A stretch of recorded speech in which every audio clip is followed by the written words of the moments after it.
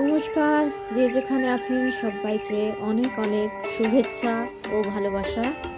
জীবন নদী ব্লগ নিয়ে আমি চলে এসেছি আপনাদের অরুণিমা।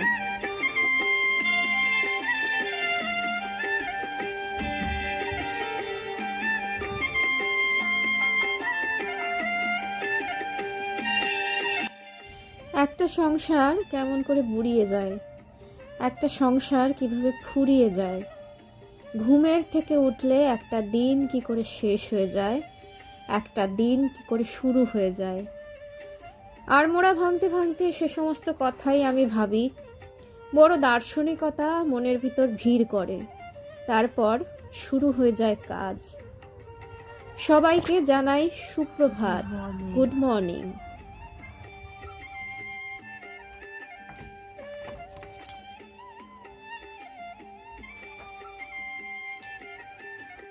আমি ধারা বিবরণীর মতন দৃশ্য অসহায়কে শোনাতে থাকি আমার দিন যাপনের গল্প। আমি ধারা বিবরণী দিই সংসারের। একটা অগোছালো সংসার, একটা বিবর্ণ সংসার দিয়ে দিনটা শুরু করছি। বেলাটা পড়ে এসেছে অনেকখানি। আমি এইমাত্র ঘুম থেকে উঠেছি। ঘুম থেকে উঠেই তো সেই একই দিন, একই সংসার, একই চাকা। চলুন শুরু করা যাক।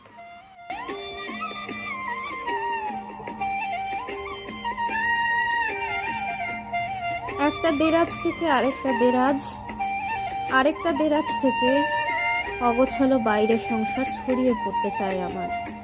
ছড়িয়ে পড়তে চায় গাছ থেকে আগাছায়, দেরাজ থেকে ডাস্টবিনে। আমি মেলে দিই আমার ডানা, ছড়িয়ে যাক আমার সংসার। আমি মেলে দিই আমার দুটি হাত, প্রসারিত করে আগলে ধরি হাওয়া, ঝাপসা হয়ে আসে কাঁচ। আমি ছাদে চলে যাই, দূর থেকে দেখতে চেষ্টা করি যা কিছু এখনো অদৃশ্য, যা কিছু এখনো আমি দেখিনি। এর কাছাকাছি রোদ মাখা সেই দিন ফিরে আর আসবে কি কখনো,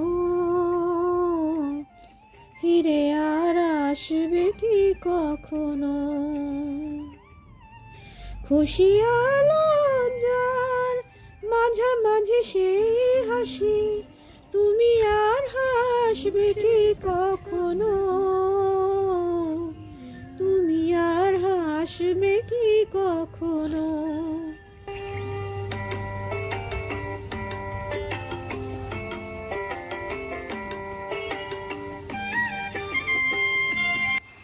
বিস্তৃত বনাঞ্চলে আমি বাস করি, যেন এক ছাতার মতো সংসার আমাকে আগলে রাখে, আমাকে আগলে রাখে সমস্ত দুঃখ থেকে, যন্ত্রণা থেকে।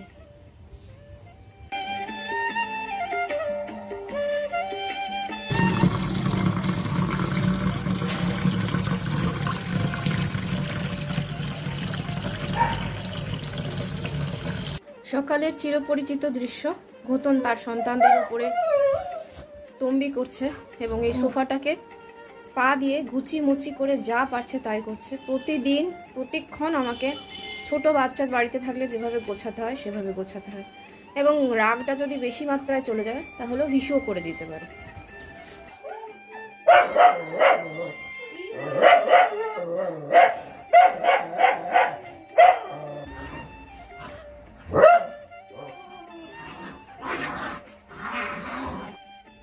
বাসি তরকারির থালা নিয়ে আমি চলে যাই পগারে ফেলে দিতে।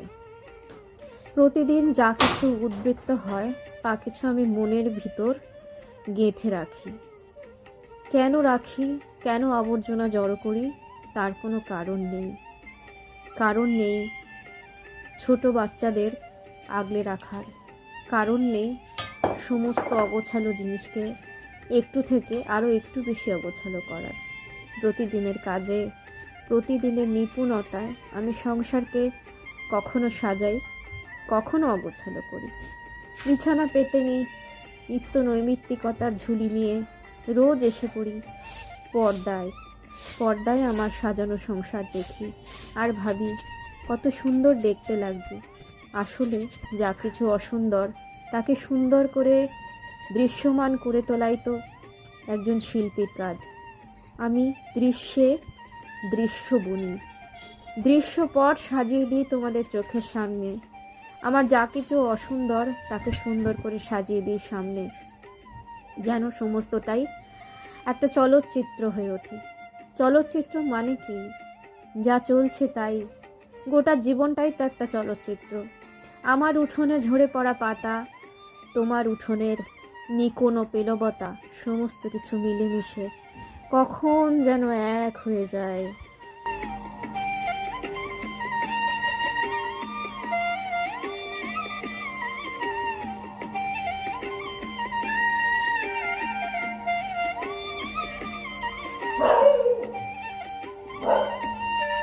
তোমার সীমানার বাইরে যেটুকু আমি দেখতে পাই না, আমার সেটুকু কল্পনায় আমি ভেবে নিই। আমি আকাশকে আরো রঙিন করে সাজিয়ে তুলি, পাতাকে আরো স্যাচুরেশন দিই। এই হচ্ছে আমার আলনার বর্তমান পরিস্থিতি। আর এইখানে চারটি আমি শুরু করেছি কাজ করতে। তো আজকে লেগে পড়েছি উঠে পড়ে যে আমি এই আলনাটার কিছু একটা ব্যবস্থা আমি করব।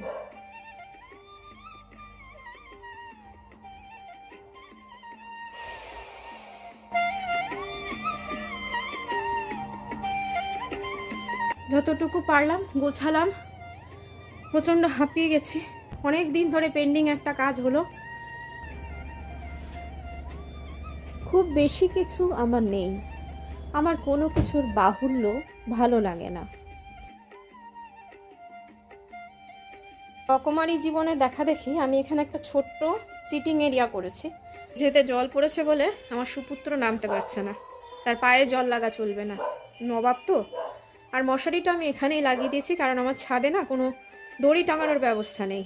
আর পাঁচিল দিয়ে ঝুলিয়ে দিলে কখন পড়ে যাবে, ইট চাপা দেওয়া সেরকম পর্যাপ্ত ইটও নেই। তো এটা পট করে মুছে ফেলি। সংসার মানে ভাত বেড়ে নিজেকে খেতে ডাকা, এসো দুমুঠো খেয়ে যাও, এছাড়া কেই বা কার হাতটা ধরেছে। সবাইকে ভালো রেখো, সবাই ভালো থাক, যে যেখানে আছে সবাই ভালো থাক।